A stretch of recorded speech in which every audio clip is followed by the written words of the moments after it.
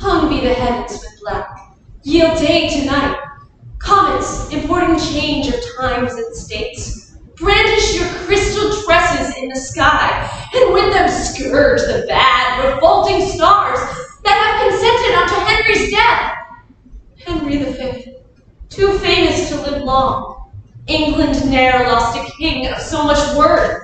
England ne'er had a king until his time. Virtue he had, deserving to command.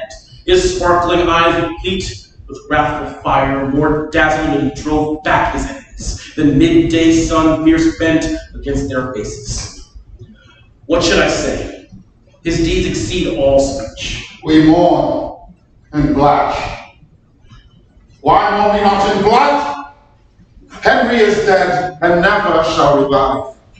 Upon a wooden coffin be attempt, and death's dishonorable victory we with our stately presence glorify, like captives bound to a triumphant arm. He was a king blessed of the King of Kings. Unto the French the dreadful judgment day. So dreadful will not be as was his sight. The battles of the Lord of hosts he fought. The church's prayers made him so prosperous.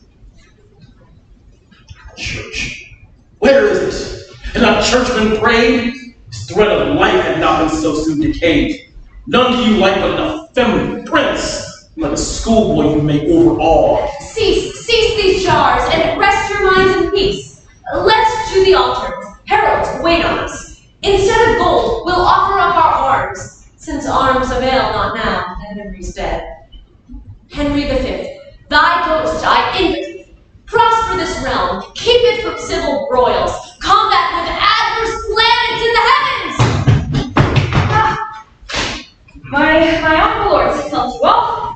Sad tidings bring I to you out of France, of loss, of slaughter, and discomfiture. Mian, Champagne, Rennes, Orleans, Paris, Gisons, Poitiers are all quite lost. Well, what sayest thou, man, for dead Henry's horse? Speak softly, or the loss of these great towns will make him burst his lead and rise from death. How were they lost? What treachery was used? No treachery, but want of men and money. Amongst the soldiers this is muttered that here you maintain several factions, and whilst the field should be dispatched and fought, you are disputing of your generals. One would have lingering wars for no cost, another would fly swift, a third thinks by guileful fair words peace may be obtained. Tears wanting to this funeral, these tidings would call forth their flowing tides. Be they concerned, Regent I am of France. Give me my steel coat, I'll fight for France. Away with these disgraceful wailing robes. Wounds will I land the French instead of eyes, to weep their dismissive miseries. Swords, view these letters. Full of madness chance, France is revolted from the English plight, except some petty towns of no import. The Dauphin Charles is crowned King of Reeds. The Master of Orleans within is joined. Reigning, the Duke of Anjou doth take his part. The Duke of Alencon flight to his side. The Dauphin, crowned king, all fly to him. Oh, whither shall we fly from this reproach? We will not fly to our enemy's throats. Bedford, if thou be slack, I'll fight it. Gloucester, why doubtst thou my forwardness? An army have I mustered in my thoughts, wherewith France is already overrun. My great lords, to add to your lamentations, wherein you now did King Henry's first, I must inform you of a dismal fight betwixt the stout Lord Talbot and the French. What? Wherein Talbot overcame, is it so? Oh no, wherein Lord Talbot was overthrown.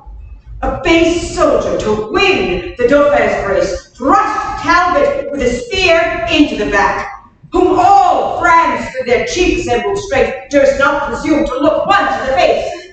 Is Talbot slain? Then I will slay myself, for living idly here in pomp and ease, while such a worthy leader, wanting aid, unto his dastard bowman is betrayed. Oh no, he lives, but is took prisoner.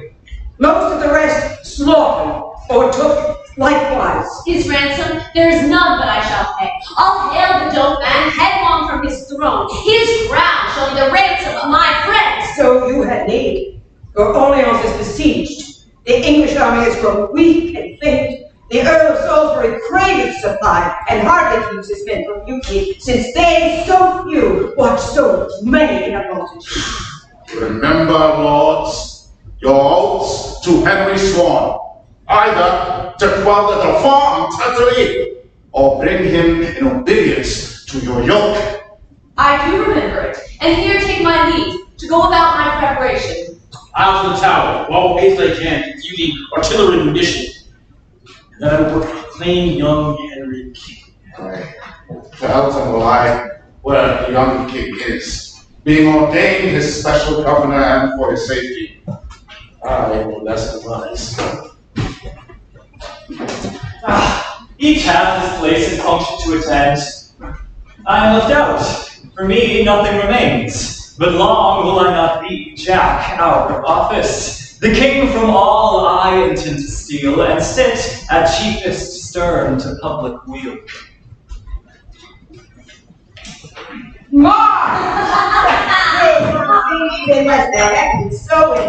This day is not grown late. It is shine from the English side. Now we are victors. Upon us it smiles. What towns of any moment but we have that pleasure here lie Orleans. Otherwise the famished English, like pale ghosts, faithfully besiege us 1 hour in a month. They want their porridge and their saddle leaves.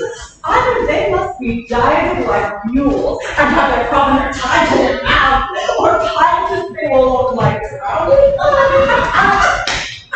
Let's raise the siege, while the red is here. Talbot is taken, both will want to fear. From none but mad brave Salisbury, and he may well fret and spend his gall. No money, no men, hath he to make war. Sound the alarm! We will rush at them. Now, for the honor of the forlorn French, him I forgive my debt that killeth me when he sees me go back 1 foot or fly.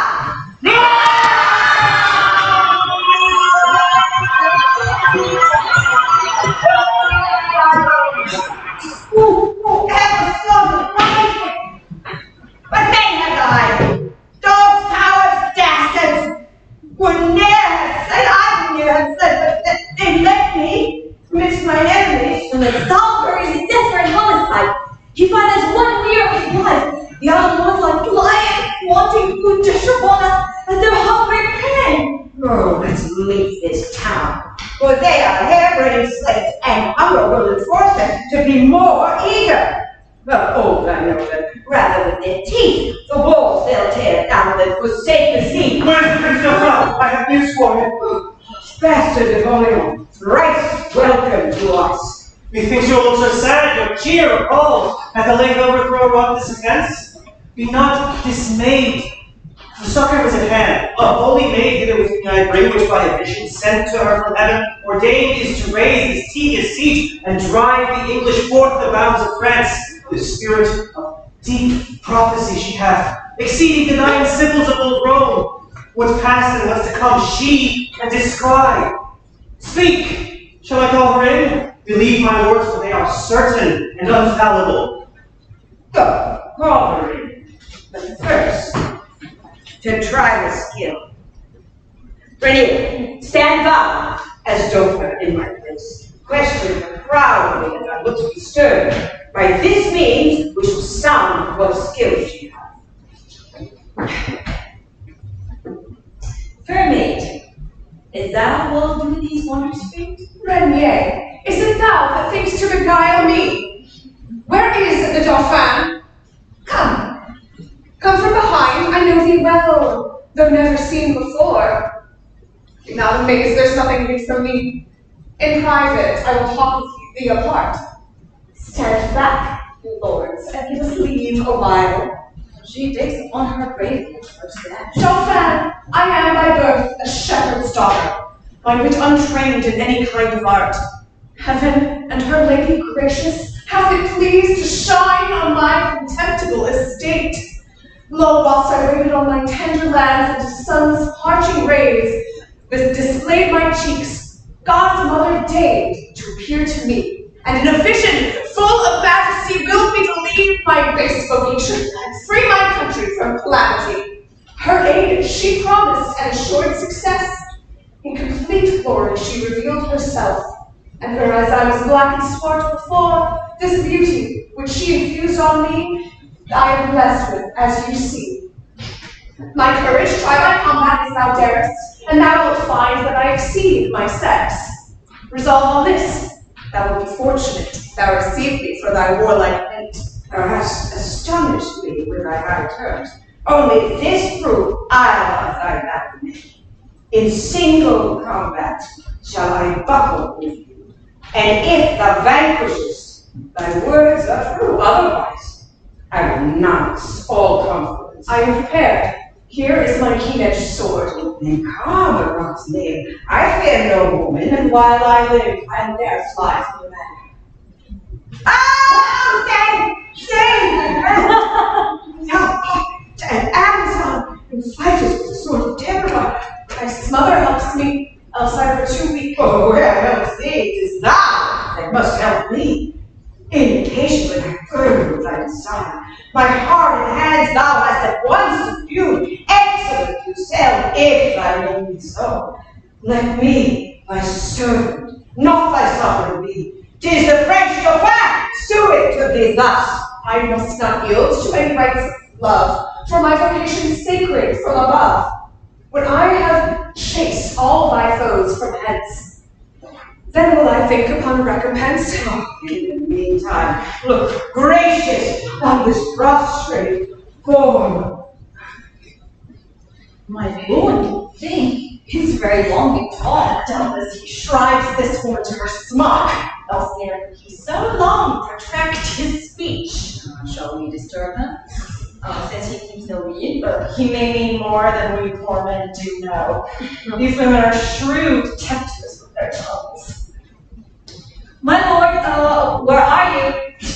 What device you on? Shall we give our over only on or no? Why no, I say, distrustful recreants. Fight till the last gasp. I will be your guard. She says, I'll prefer her. Well, fight it out! Assigned am I to the English scourge. This night, the siege assuredly I'll raise, since I have entered into these wars. Glory is like a circle in the water, which never ceaseth to enlarge itself, till by broad spreading it disperse to naught. With Henry's death, the English circle ends. Woman, do what thou canst to save our honors. Drive them from Orleans, and be immortalized. Presently we'll try. Come, there's a way about it. No prophet will I trust if she prove false. Where is my strength, my valor, and my force? Our English troops retire, I cannot stay them. A woman clad in armor chaseth them. Here she comes. I have bound with thee, devil or devil's dam. I'll conjure thee, blood will I draw on thee, thou art a witch, and straightway give thy soul to him that service. Come, come, 'tis only I that must disgrace thee. Heavens, can you suffer hell so to prevail? My breast I'll burst with strain of my courage, and from my shoulders crack my arms asunder, and I will chastise this high-minded strumpet. Talbot, farewell. My hour is not yet come. I must go victual Orleans forthwith. Oh! Or take me if thou canst. I scorn thy strength. Go, go, cheer up thy hungry, starved men. Help Salisbury to make his testament. The day is ours, as many more shall be.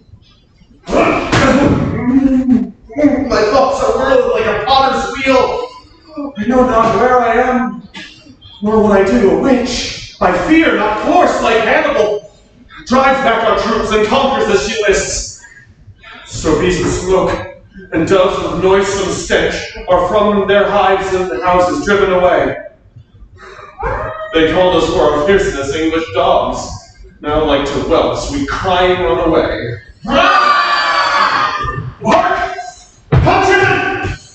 Either renew the fight, or tear the lions out of England's coat. Renounce your soil, give sheep in lions' stead. Sheep run not half so treacherous from the wolf, or horse or oxen from the leopard, as you fly from your oft-subdued slaves!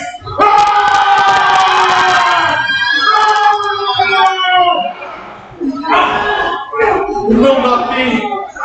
Retire into your trenches! You all consented unto Salisbury's death when none would strike a stroke in his revenge. Pucelle was entered into Orleans, in spite of us or aught that we could do. Lord, I were to die here with Salisbury. The shame hereof will make me hide my head. The death of ringing colors on walls, rescued his Orleans from the English. Thus Joan of Pucelle hath performed her word. Divinest creature, how shall I honor thee for this success? Why ring not out the bells loud throughout the town? Defend, command the citizens, make bonfires and feast and banquets in the open street. Celebrate the joy that God hath given us. All France will be replete with mirth and joy when they shall hear how we have played the men. For Lord, 'tis Joan, not we by whom the day is marked, for which I'll divide my crown with her, and all the priests and friars in my realm shall in procession sing her endless praise. Before the kings and queens of France, no longer St. Denis we will cry, but Joan of Pucelle shall be France's saint. Come in and let us banquet royally after this gold day of victory.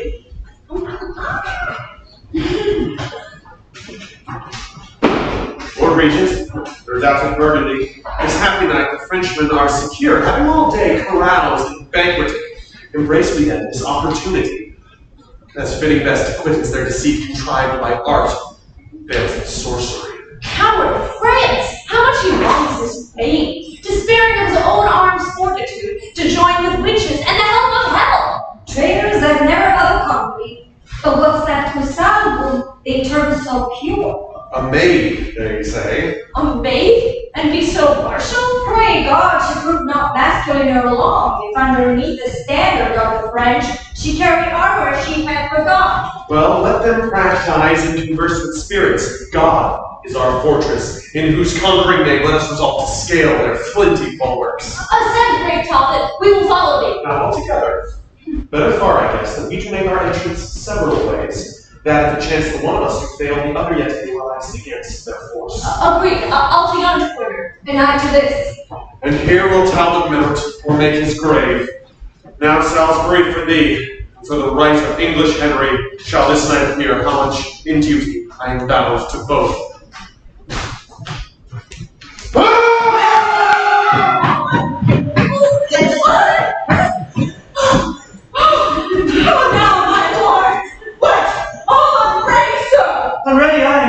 Escaped so well. I think this town would be a fiend of hell. If not of hell, heaven sure favors them.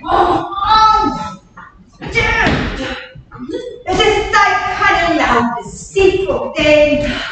To suffer first to flatter us all and make us partakers of the little gain, that now our loss might be 10 times so much. Wherefore is Charles impatient with his friend? At all times will you have my power like sleeping or waking? Must I still prevail? Or will you blame and lay all fault on me? Improvident soldiers, have your watchmen with this sudden mischief ever could have befallen? Duke of Alencon, this was your default. That, being captain of the watch tonight, did not go back to that weighty charge. Had all your quarters been as safe to be kept as that whereof I had the government, we had not been thus shamefully suppressed. Mine was secure. And was mine, my lord. And for myself, most part of the night within her quarter. And my own precinct, was employed in passing to and fro about relieving the sentinels. Then how or which way should they first break in? Question, my lords, no further of the case. How or which way? 'Tis sure they found some place but briefly guarded, where the breach was made. And now there rests no other ship but this, to gather our soldiers, scattered and dispersed, and lay in platforms to examine them.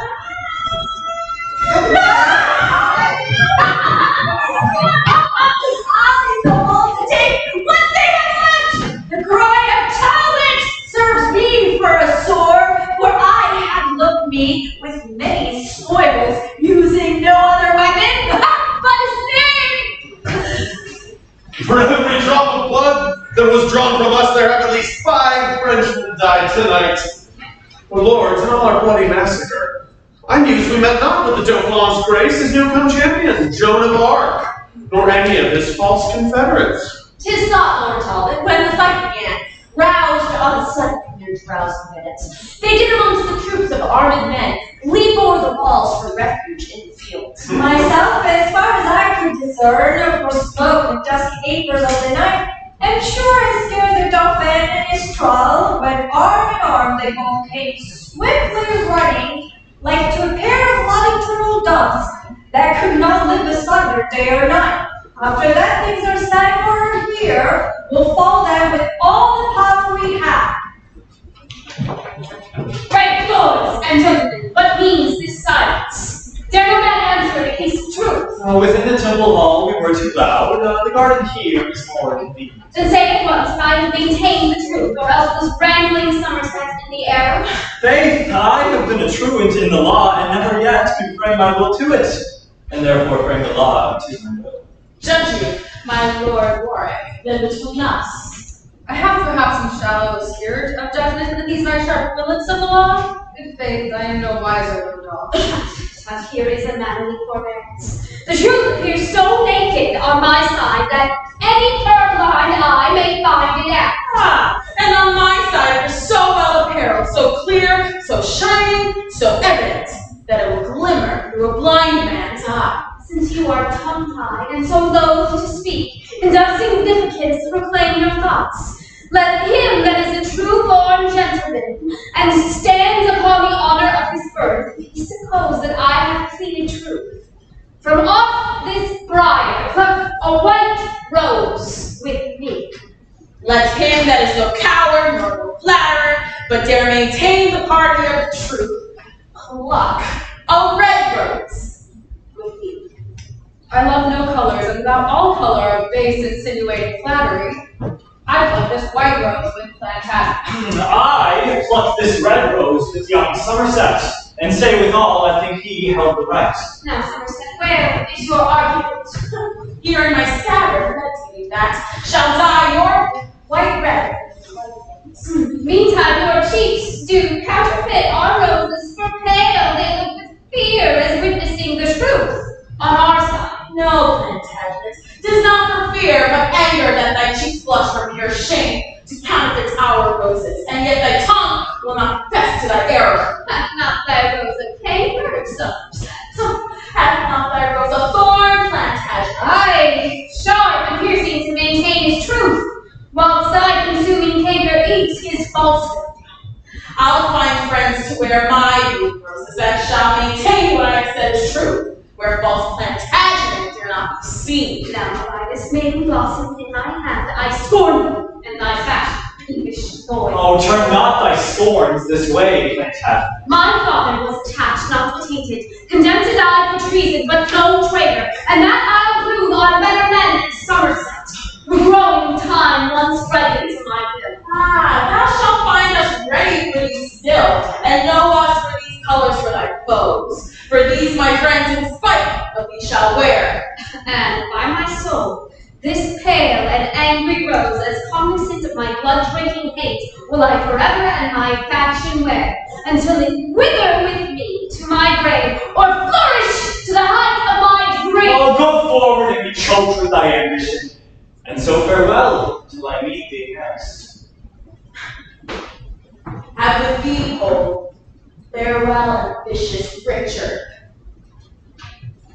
I am brave and must force endure. This plot that they object against their house shall be wiped out in the next Congress. If thou be not then great Lord, I will not live to be accounted Lord.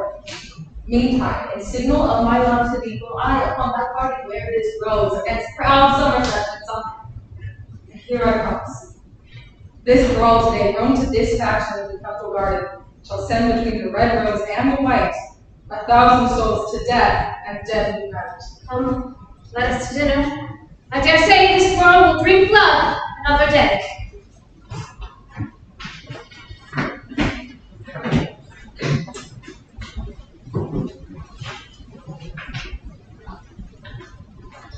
O loving uncle, kind Duke of Gloucester, how joyful am I made by this contract. Join in friendship as your lords have done. Accept this scroll, most gracious father, which in the right of Richard Plantagent you exhibit to your majesty. Will Earl reward, or to be prince. And if your grace mark every circumstance, you have great reason to do Richard right, especially for those occasions that enter place at fortune. And those occasions of the word force. Therefore, my loving lords, our pleasure is that Richard be restored to his blood. Let Richard be restored to his blood, so shall his father's wrongs be recompensed. If Richard will be true, not that alone, but all the whole inheritance I give that doth belong unto the house of York, from whence you spring by lineal descent. Thy humble servant vows obedience and humble service to the point of death. Stoop then, and set your knee against my foot.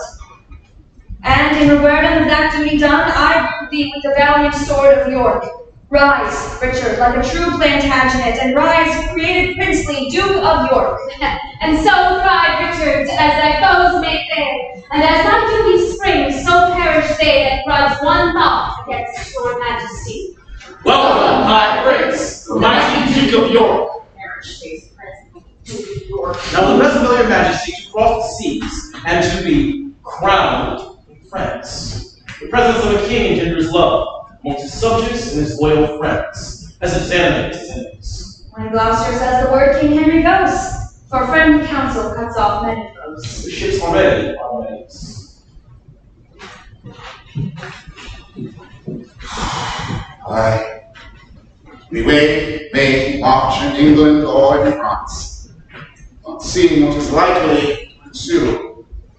This late dissension grown betwixt the pairs burns under feigned actions of forged love, and will at last break out into flame. This festive members rot, but by degree, till bones and flesh and sinews fall away. So this base and envious discord breed. And now I fear that fatal prophecy, which in the time of Henry named the Fifth, was in the mouth of every sucking babe, that Henry, born at Monmouth, should win all, and Henry, born at Windsor, lose all, which is so plain that I do wish his days may finish ere that hapless time. These are the city gates, the gates of Rouen, from which our policy must make a breach. Take heed, and be wary how you place your words. Talk like the vulgar sort of market men that come to gather money for their corn.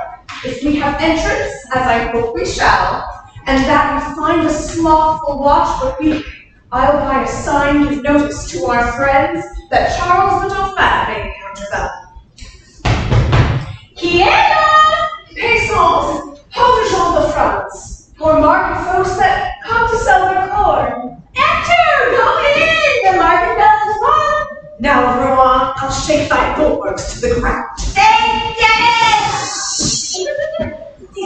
This is how dispatchable. The once able to sleep secure in Rouen. Now she is there, how will she specify where is the best and safest passage in? But wetting out a torch from yonder tower, which once a strange soul that her meaning it, no way to that for weakness, which she entered. Behold, this is the happy winning torch that joineth Rouen to her countrymen, but burning fatal to the Talbotites. See, noble Charles, the beacon of our friends, the burning torch in yonder turret stands. Oh, shine it like a comet of the page, a prophet that shall fall, make all our foes fall. Defer no time, delay to have a dangerous end, enter and part the Dauphin presently, and then do execution on the watch.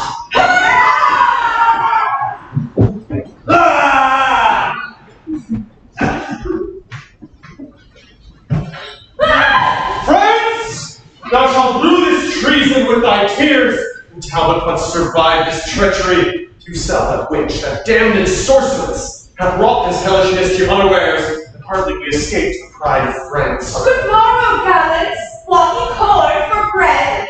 I think the Duke of Burgundy will fast before he'll buy again at such a rate. 'Twas full of darnel. Do you like the taste? Scoff on, vile fiend, and shameless courtesan, I trust ere long to choke thee with thine own, and make thee curse the harvest of that corn. Your grace may start, perhaps, before that time. Oh, let no words, deeds prevent this treason. What will you do, good greybeard? Bring a lance and run a tilted deathman in a chair? Thou fiend of France, and hag of all despite surrounded, encompassed with thy lusty paramours, becomes it thee to taunt his valiant age and twit with cowardice a man half dead? Damsel, I'll have about thee again, or else the Talbot perish with his shame. Are ye so hot, sir? Yet Pucelle, hold thy peace. If Talbot do but thunder, rain will follow. Godspeed the Parliament. Who shall be the speaker? Dare ye come forth and meet us in the field? Belike the lordship takes us then for fools, to try if that our own be ours or no. I speak not to that railly Hecate, but unto thee, Alencon, the rest. Will ye, like soldiers, come fight it out? Senor! No.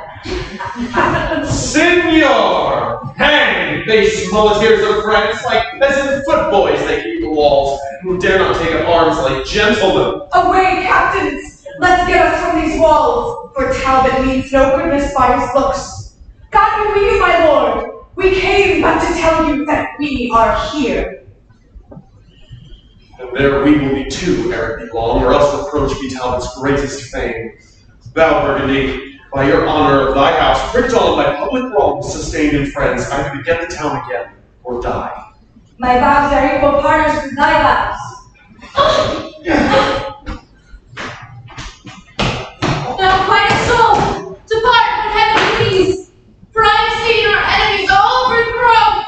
What is the just or strength of foolish man? They that of late were daring with their scoffs are glad and made by flight to save themselves.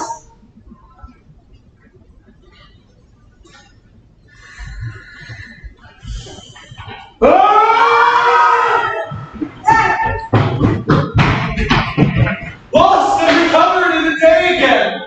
This is a double honor, Burgundy. Yet heavens have glory for this victory. Warlike and martial Talbot, Burgundy enshrines thee in his heart and erects thy noble deeds as battle monuments. Thanks, gentle Duke. But where is Pucelle now? I think we're all familiars asleep. Now where's the bastard's braves and Charles's gleeks? What, all abort?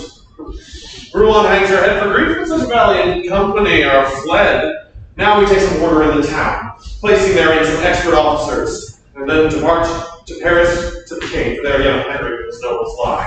What wills Lord Talbot please at Burgundy? But yet, before we go, let's not forget the noble Duke of Bedford, late deceased. But see his exequies fulfilled in Rouen.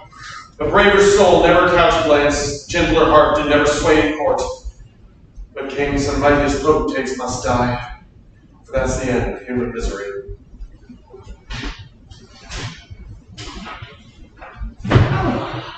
Dismay not, princes, at this accident, nor grieve that Rouen is so recovered. Care is no cure, but rather corrosive for things that are not to be remedied. Let frantic Talbot triumph for a while, like a peacock sweep along his tail. We'll pull his plumes and take away his train, if Dauphin and the rest will be get ruled. He has been guided by him too, and I cunning and had no diffidence. One sided foil shall never break this trust. Search out thy wit for secret policies, and we will make thee famous through the world. We'll set thy statue in some holy place, and have thee reverenced like a blessed saint. Employ thee then, sweet virgin, for our good. Then thus it must be. This doth Joan devise. By fair persuasions mixed with sugared words, we will entice the Duke of Burgundy to leave the Talbot and to follow us. Aye, marry speaking, if we could do that, France were no place for Henry's warriors, nor should that nation boast if so with us, but be exterminated from our provinces. Forever should they be expulsed from France, and not have title earldom here. Your honors shall perceive how I will work to bring this matter to a wished end. Hark!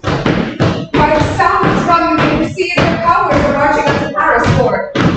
There goes the Talbot, with his colors spread, and all the troops of English after him. Now in the rearward comes the Duke and his. Fortune and favor makes him lag behind. Summon a parley, we will talk with him. A parley with the Duke of Burgundy.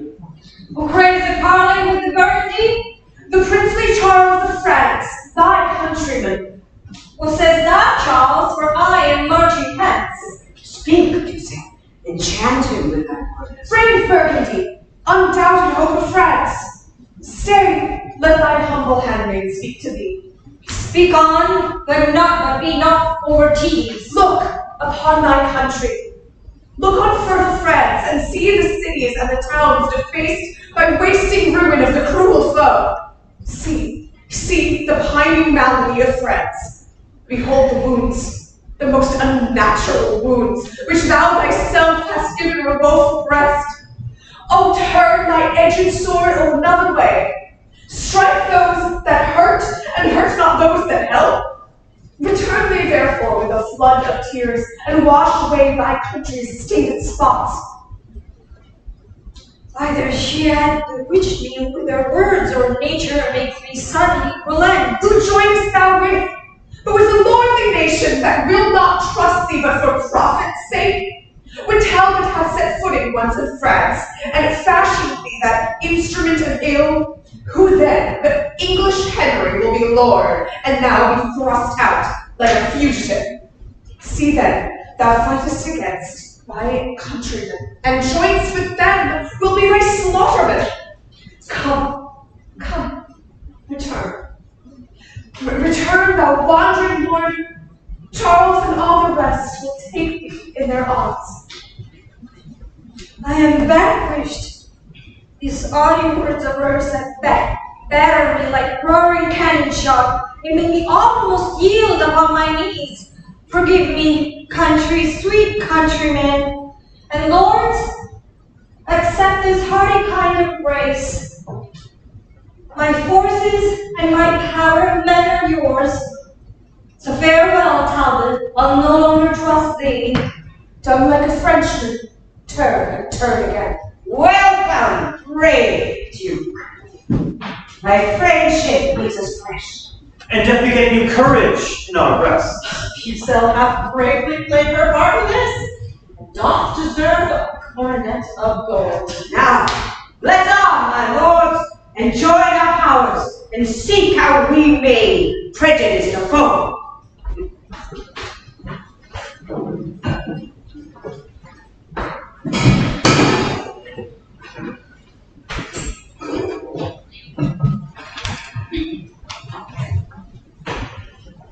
My gracious prince and honorable peers, hearing of your arrival in this realm, I have a while given truce unto my wars to do my duty to my sovereign. In sign whereof this arm that hath proclaimed to your obedience 50 fortresses, 12 cities, and 7 walled towns of strength, besides 500 prisoners of esteem, let's fall his sword before your highness' feet, with submissive loyalty of heart ascribes the glory of his conquest God, first to my God, and next to your grace. Is this the Lord Talbot, the boaster that had so long been resident in France? Yes, please your thanks. Welcome, brave captain and victorious lord. When I was young, as I am not old, I do remember how my father said, stouter champion never handled sword. Long since we were resolved to your truth, your faithful service, and your toil of war. Yet never have you tasted our reward or been required with so much as thanks, because till now we never saw your face. Therefore, stand up, and for these good deserts we here create you Earl of Shrewsbury, and in our coronation take your place. My gracious sovereign, as I rode from Calais to haste unto your ordination, a letter was delivered to my hands, writ to your grace from the Duke of Burgundy.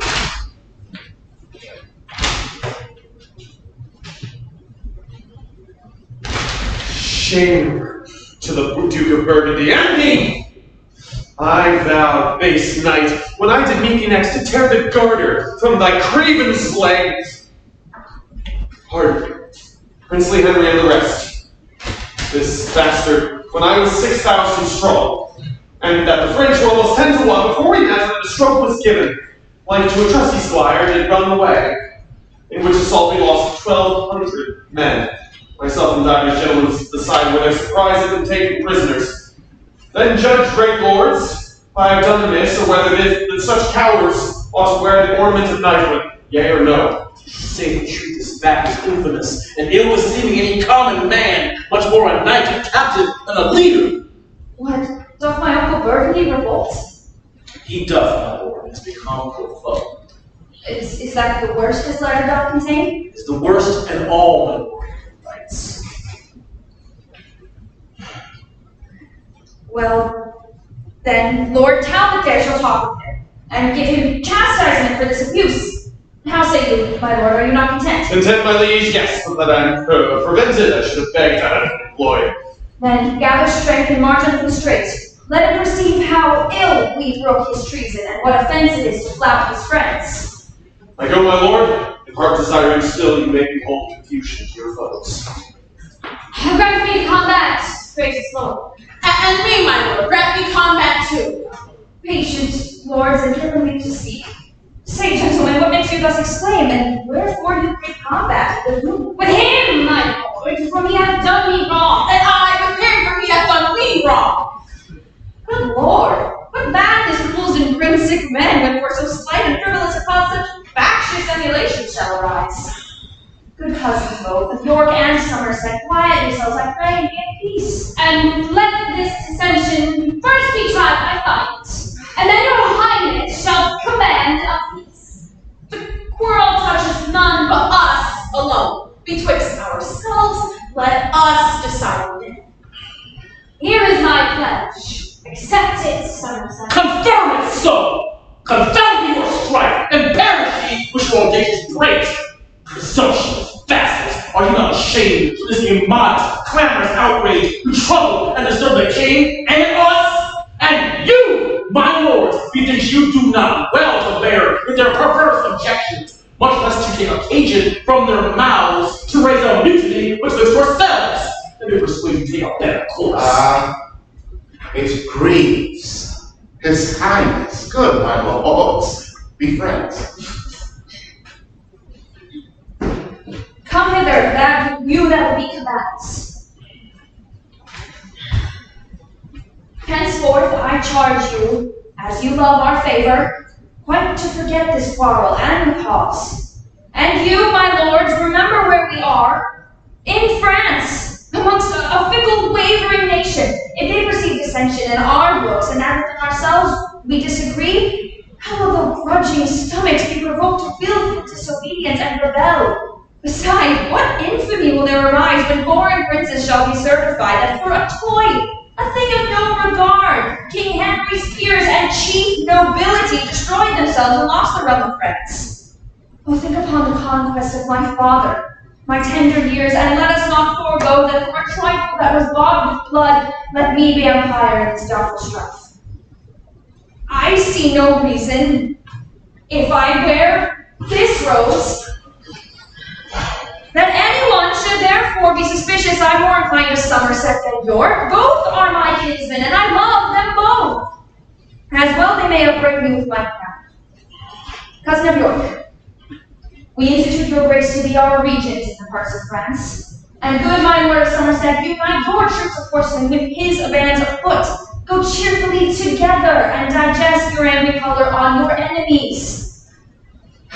Ourself, my Lord Protector, and the rest, after some respite, will return to Calais, and from thence to England, where I hope, ere long, to be presented by your victories with Charles, Alencon, and that traitorous rout.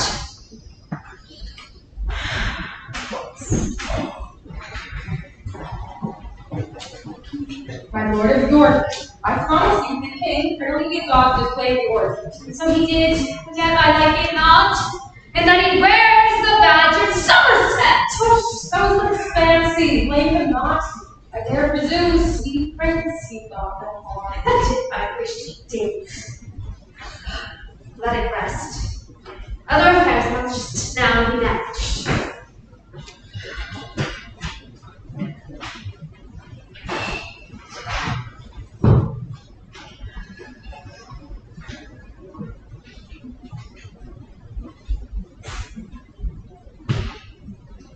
Oh, young John Talbot. I did send for thee to tutor thee in stratagems of war. The Talbot's name might be indeed revived, when sapless age and weak unable limbs should bring thy father to his drooping chair. But oh, malignant and ill-boding stars, now thou art come into a piece of death, a terrible and unavoided danger. Therefore, dear boy, mount on my swiftest horse, and I'll direct thee how thou shalt escape. By sudden flight, come, thou wilt not be gone. Is my name Talbot? And am I your son? And shall I fly? Oh, if you love my mother, dishonor not her honorable name by making a bastard and a slave of me. The world would say he is not Talbot's blood that basely fled when noble Talbot stood. Fly to revenge my death, if I be slain. He that flies so will never return again. If we both stay, we both are sure to die. Then let me say, and father, do you fly? Your loss is great, so your guard should be. My worth unknown, no loss is known to me. Upon my death, the French will live boast. In yours, they will. In you, all hopes are lost. Flight cannot stay the honor you have won, but mine it will that no exploit have done. You fled for vantage, everyone would swear. But if I bow, they'll say it was for fear. There is no hope that ever I would say in the first hour I shrink and run away. So all thy mother's hopes lie in one tomb. I will shame my mother's womb. Blessing, I command thee, go. To fight I will, not to fly foe. Part of thy father may be saved in thee. No part of him will be shamed in me. Thou never hadst renown, or canst not lose it. Yes, your renowned name shall flight with these. Thy father's charge shall clear thee from that stay. You cannot live this world being slain.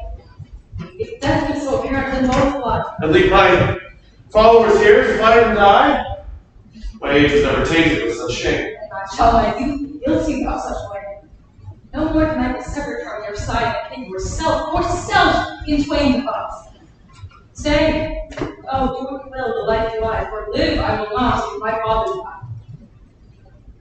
Then here I take my leave of thee, fair son, born to eclipse thy life this afternoon. Come, side by side together, live and die, and soul with soul from France to heaven fly.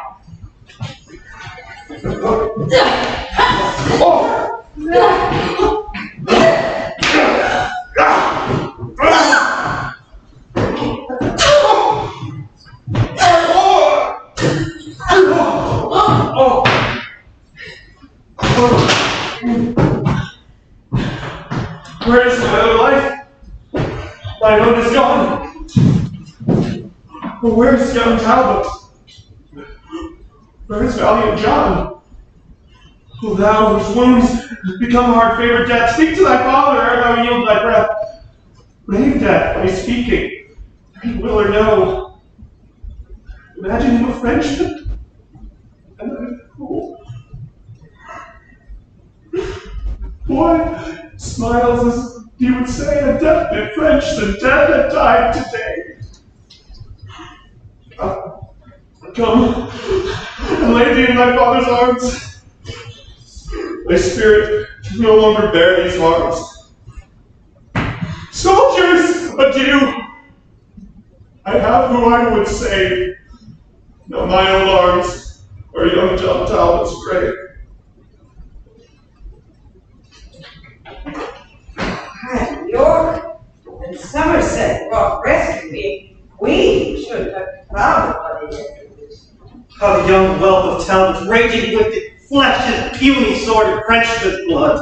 Once I encountered him, and thus I said, "Thou maiden youth, be vanquished by me." But with a proud, majestical high scorn, he answered thus, "Young Talbot was not born to be the pillage of a giglet wench." So, rushing in the bowels of the French, she left me proudly, as unworthy thought. Doubtless he would have made a noble knight. See, where he lies immersed in the arms of the most bloody nurser of his arms. Hew them to pieces, hack their bones asunder, whose life was England's glory, Galilea's wonder. No forbear. For that which we have fled during your life, let's not wrong it in death. Go, take it, what he says. And now, to Paris! In the conquering vein, all will be ours. Now bloody Talbot slain.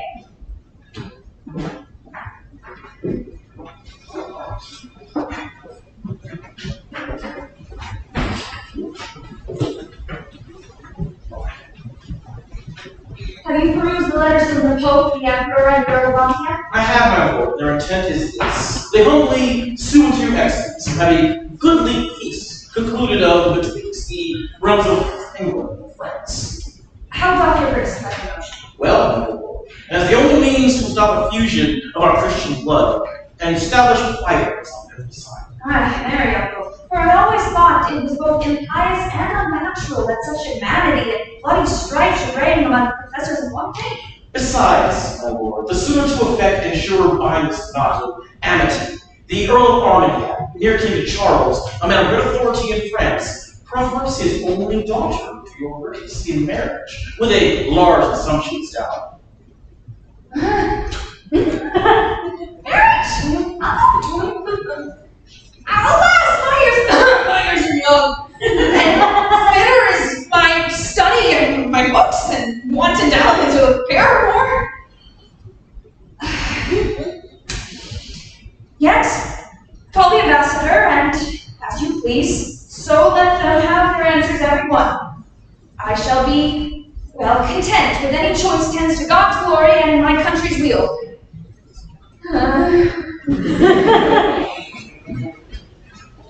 These news have brought many cheer our drooping spirits. 'Tis said, the stout Parisians do revolt and turn again unto warlike wish. Then march to Paris, royal Charles of France, and keep not back your powers and valiance. Peace be among them.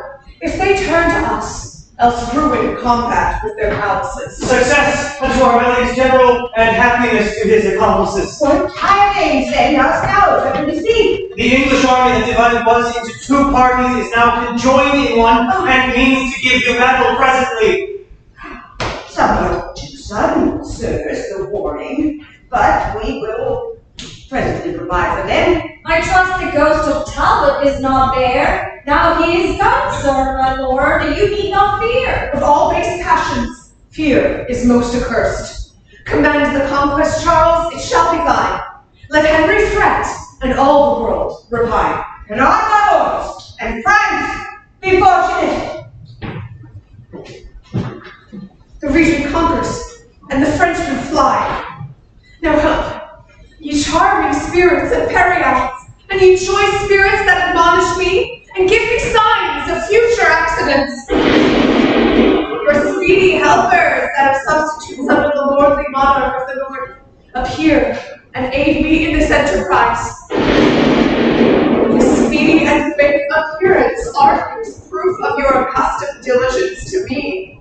Now, ye familiar spirits that are called out of the powerful regions of the earth, help me this once, that France may get the field. Oh, hold me not with silence over long, for I was wont to feed you with my blood. I lop off a member and give it you in earnest of further benefit, so you do not condescend to help me now. No hope to have redress. My body you will grant me suit. Cannot my body or blood sacrifice entreat you with your wonted furtherance? Then take my soul, my body, soul, and all, before the England give the French the foil. Speak, may forsake me. Now the time is come that France must veil her lofty plumed crest and let her head fall into England's lap. My ancient incantations are too weak, and hell too strong for me to buckle with.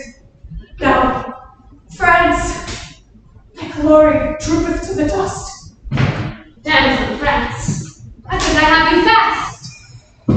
Unchain your spirits now with spelling charms, and if they can gain your liberty, a goodly prize, fit for the devil's grace. See how the ugly wench doth bend her brows, as if Circe she would change my shape. Change to a worser shape thou canst not be. Oh, Charles the Dauphin is the proper man. No shape but his can please your dainty eye. A plaguing mischief light on Charles and thee. And may you both be suddenly surprised by bloody hands sleeping on your beds. Hell-bang hag, enchantress, hold thy tongue. I prithee, give me leave to curse a while. Curse, miscreant, when thou comest to the stake. Be what thou wilt, thou art my prisoner. Oh, fairest beauty, do not fear nor fly, for I will touch thee with reverent hands. I kiss these fingers for eternal peace and lay them gently on thy tender side. Who art thou? Say, so that I may honor thee. Margaret, my name, and daughter to a king, the King of Naples. Whosoever art thou? I am an Earl, and Suffolk am I called. Be not offended, nature's miracle. Thou art allotted to be tame, thy name. Yes, if this servile usage once offend, go and be free again as Suffolk's friend. Oh, stay! Oh, I have no power to let her pass. My hand would free her, but my heart says no. Fain would I woo her, yet I dare not speak. Aye, beauty's princely majesty is such, confounds the tongue and makes the senses rough. Say, Earl of Suffolk, if thy name be so, what ransom must I pay before I pass? For I perceive I am that prisoner. How canst thou tell she will deny thy suit before thou makest a trial of her love? Why speakest thou not? What ransom must I pay? She's beautiful, and therefore to be wooed. She is a woman, therefore to be won. Wilt thou accept a ransom? Yea, or how? Oh, fond man, remember that thou hast a wife. How can then Margaret be thy paramour? Oh, I were best to leave him, for he will not hear. There all is marred. There lies a cooling conscience. He talks at random. Sure, the man is mad. And yet, a dispensation may be had. And yet I would that you would answer me. Oh, I'll win this Lady Margaret. For whom? Why, for my king. Tush, that's a wooden thing. He talks of wood. It is some carpenter. So my fancy may be satisfied and peace established between these realms, but there remains a scruple in that too. For though her father be the King of Naples, Duke of Anjou and Maine, yet he is poor, and our nobility will scorn the match. Hear thee, Captain, are you not at leisure? It shall be so. Disdain they ne'er so much. Henry is youthful and will quickly yield. Madam, I have a secret to reveal. Well, though I be enthralled, he seems a knight, and will not any way dishonor me. Lady, vouchsafe to listen what I say. Perhaps I shall be rescued by the French, and then I need not crave his courtesy. Sweet madam, give me a hearing in a cause. Touched women have been captivate her now. Lady, wherefore talk you so? I cry you mercy, 'tis wit for cause. Say, gentle princess, would you not suppose your bondage happy to be made a queen? To be a queen in bondage is more vile than is a slave in base servility, for a princess should be free. And so shall you, if happy England's royal king be free. Why, what concerns his freedom unto me? I'll undertake to make thee Henry's queen, to put a golden scepter in thy hand and set a precious crown upon thy head, if thou wilt condescend to be mine. What? Oh, his love. Yes. I am unworthy to be Henry's wife. No, gentle madam, I am worthy and to whoso fair deign to be his wife, and have no portion in choice myself. Say what you shall, madam. Are ye so content? And if my father please, I am content. Then call our captains and our colours forth, and madam, at your father's castle walls will crave a parley to confer with him. See, Renier, thy daughter, prisoner. To whom? To me. What rank he? I'm a soldier, an Aamer, an Archwival, or to explain, unfortunate sickness. Yes, there is remedy enough, my lord. Consent, and for thy honor give consent. Thy daughter shall be wedded to my king, whom I with pain have wooed and won thereto, and this her easy held imprisonment hath gained thy daughter princely liberty. Speak Suffolk as he thinks. Fair Margaret knows that Suffolk doth not flatter base or fame. What answer makes your grace unto my suit? Was as thou dost deign to woo her little worth to be the princess bride, such a lord, upon the condition I might quietly enjoy mine own. The country of Mian and Jew, free from oppression or the stroke of war. My daughter shall be as he please. That is her ransom? I deliver her, and those two countries I will undertake your grace shall well and quietly enjoy. And I again, in Henry's royal name, as deputy unto that precious king, give thee her hand, for sign of plighted faith. Renier of France, I give thee kingly thanks, as this is the traffic of a king. I do embrace thee as I would embrace the Christian prince, King Henry, were he here. Farewell, my lord, good wishes, praise, and prayers shall Suffolk ever have in Margaret. Well, farewell, sweet madam. But hark you, Margaret, princely commendations for my king? Oh, such commendations as becomes a maid, a virgin, and his servants. Say to him. Words sweetly placed and modestly directed, but madam, I must trouble you again. No loving token to his majesty? Yes, my good lord. A pure, unspotted heart, never yet tamed with love, I send the king. And this with all.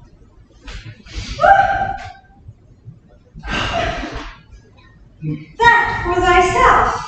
I will not so presume to send such peevish tokens to a king.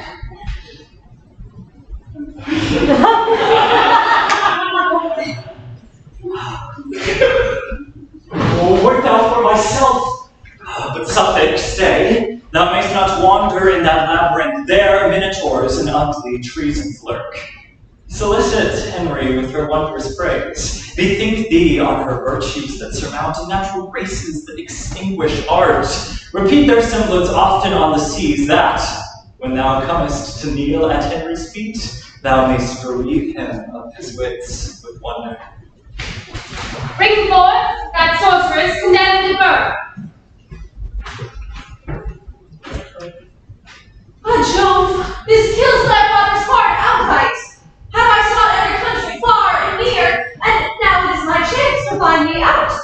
Must I behold thy timeless, cruel death? Ah, Joan, sweet daughter Joan, I'll die with thee. Decrepit miser, base ignoble wretch, I am descended of gentler blood. Thou art no father, nor no friend of mine. My lords, and you 'tis not so. I can beget her, all the parish knows. Her mother liveth yet, can testify. She was the first fruit of my bachelorship. Graceless, wilt thou deny thy parentage? This argues what her kind of life hath been, wicked and vile, and so for death concludes. Why, Joan, that thou wilt be so obstacle? God knows thou art a hull of my flesh, and for thy sake have I shed many a tear. Deny me not, I pray thee, gentle Joan. Peasant avaunt! You have suborned this man of purpose to obscure my noble birth. 'Tis true, I gave a noble to the priest the morn that I was wedded to your mother. Kneel down and take my blessing, good my girl. Wilt thou not stoop? Now cursed be the time of thy nativity! I from the milk thy mother had gave thee when thou suckest her breath, and then a little rat ate for thy sake. Or else when thou didst keep my lambs afield, I wish some ravenous wolf had eat thee. 'Tis now deny thy father, cursed ram! Burn her, hangings! Take her away, for she hath lived too long to fill the world with vicious quality. First, let me tell you whom you have condemned. Not me, begotten of a shepherd's swing, but issued from the progeny of kings, virtuous and holy, chosen from above by inspiration of celestial grace to work exceeding miracles on earth. I never had to do with wicked spirits. You, that are polluted with your lusts, stained with the guiltless blood of innocence, corrupt and tainted with 1,000 devices, because you want the grace others have. You judge it straight a thing impossible to conjure wonders but by help of devils. No, misconceiving. Joan of Arc hath been a virgin from her tender infancy, chaste and immaculate in very thought, whose maiden blood, thus rigorously effused, will cry for vengeance at the gates of heaven. Aye, away with her to execution. Will nothing turn in her unrelenting hearts? Then Joan, discover thy infirmity, thy warranted by law to be thy privilege. I am with child, ye bloody homicides. Murder not the fruit within my womb, although ye hail me to a violent death. No heaven forbid! The holy maid with child! The greatest miracle that e'er you wrought is all your strict preciseness come to this. Oh, she and the Dauphin have been juggling. I did imagine that would be her refuge. We'll go to it. We'll have no bastards live, especially since Charles must father. You are deceived. My child is none of his. It was Alencon enjoyed my love. Alencon! That notorious Machiavel! It dies, as if it had 1,000 lives. Oh, give me leave, I have deluded you. 'Twas neither Charles nor yet the Duke I named, but Burgundy, King of Naples that prevailed. A married man. That's most intolerable. Why, here's a girl I think she knows not well. There were so many she may accuse. Yet fine, she hath been liberal and free. And yet, forsooth, she is a virgin pure. A strong bitch. Thy word condemn thy wrath and thee. Use no entry, for it is in vain. Lead me hence, with whom I leave my curse. May never glorious sun flex his beam upon the country where you make abode, but darkness and the gloomy shade of death abide with you, till mischief and despair drive you to break your necks or hang yourselves. Break thou in pieces and consume to ashes, thou foul, accursed minister of hell. Since lords of England, I've been agreed that peaceful truce shall be proclaimed in France, we come to be informed by yourselves what the conditions of that link must be. It is known already that I am possessed with more than half the Gallian territories, and therein reverence for the Lord King. Shall I, for lucre of the rest unvanquished, detract so much from that prerogative as to become but viceroy of the whole? Insulting Charles, thou hast by secret means used intercession to obtain a lead. And, now the matter goes to compromise, standst thou aloof upon comparison. Either accept the title thou usurped, a benefit proceeding from our king, and not with any challenge of desert, or we will plague thee with incessant wars. How sayest thou, Charles? Shall our conditions stand?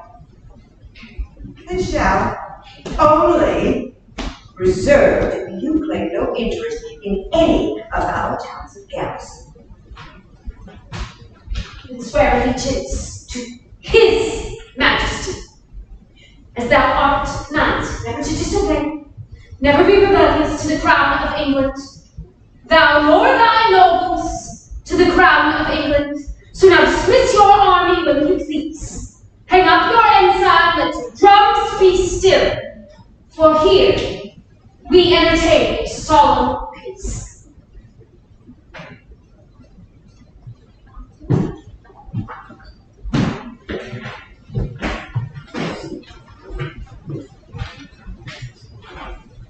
Your wondrous, rare description, noble Earl, of beauteous Margaret, hath astonished me.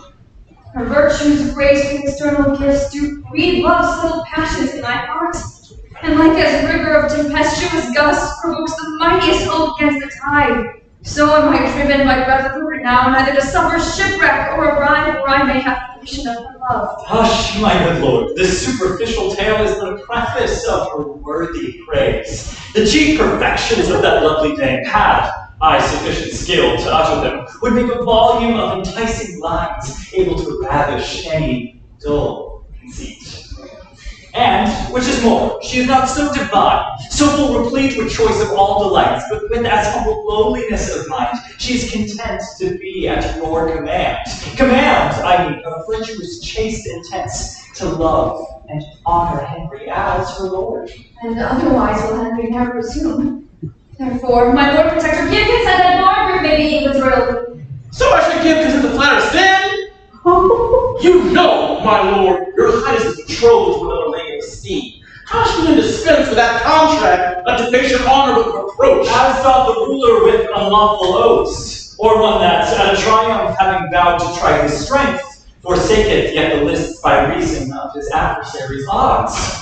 A poor earl's daughter is unequal odds, and therefore may be broke without offense. Why, I pray, is Margaret more than that? Her father is no better than an earl, although in glorious titles he excels.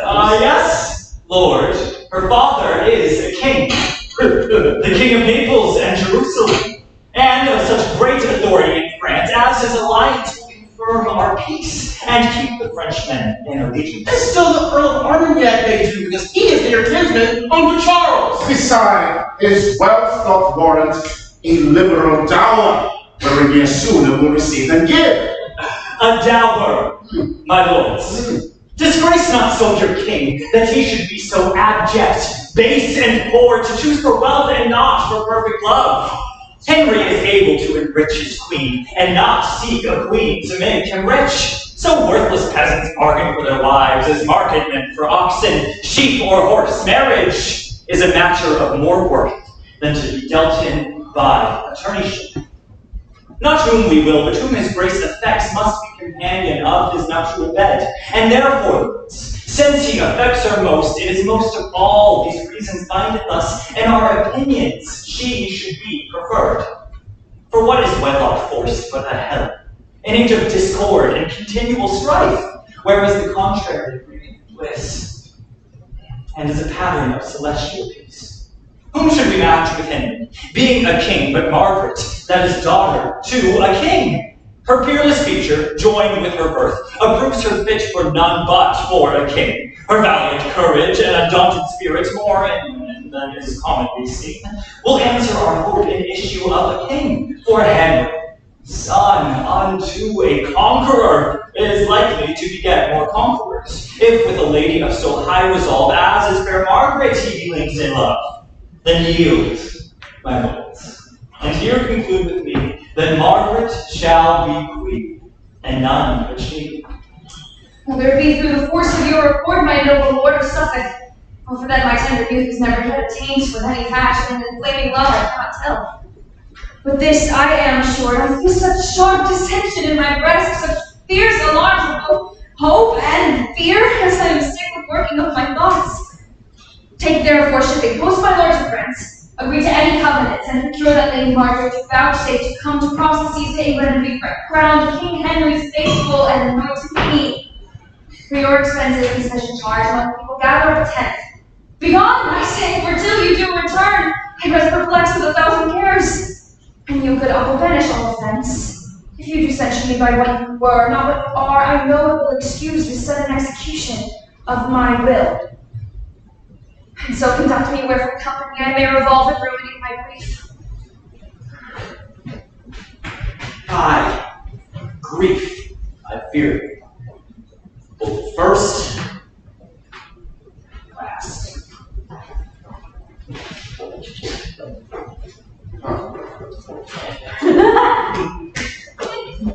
Thus Suffolk hath prevailed, and thus he goes as the beautiful parents once to Greece with hope to find the like event in love, but prosper better than the Trojan did. Margaret shall now be queen, and rule the king, but I shall rule both her, the king, and the realm.